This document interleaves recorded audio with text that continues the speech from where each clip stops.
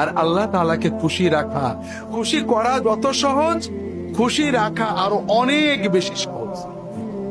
কিভাবে? ও ভালো করে বুঝুন।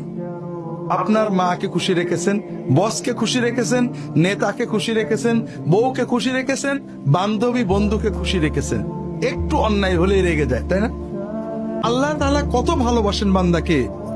আল্লাহ তাআলা বলছেন, আল্লাহ রাসূল সাল্লাল্লাহু আলাইহি ওয়াসাল্লাম বলছেন, আল্লাহ তাআলা বান্দা যখন গুনাহ করে ফেরেশতাদের শিখিয়ে দেন, গুনাহটা সঙ্গে সঙ্গে লেখো না, গুনাহটা সঙ্গে সঙ্গে লেখো না, সারাদিন অপেক্ষা করো, দিনের ভিতরে যদি তওবা করে ওর নামে কোনো গুনাহই লেখো না।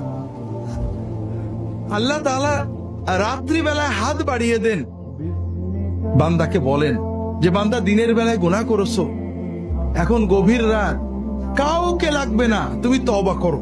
তওবা মানে কিচ্ছু না, তওবা মানে পীর সাহেব না, মাওলানা সাহেব না, হুজুর না, তওবা মানে কোনো বিশেষ বাক্য না, তওবা মানে মনের ভিতরে গভীর অনুতাপ, আল্লাহ অন্যায় করেছি, গভীর ক্রন্দন, আল্লাহ মাফ করে দাও, আর কখনো করব না, এই সিদ্ধান্ত। আল্লাহ বলেন, বান্দা আমি এই হাতটা বাড়িয়ে রেখেছি, রাতের গভীরে একাকী, কেউ জানবে না, তুমি একটু মনের সিদ্ধান্ত নাও, আমার কাছে ক্ষমা চাও, তোমার সব গুনাহ ক্ষমা করে দেওয়া।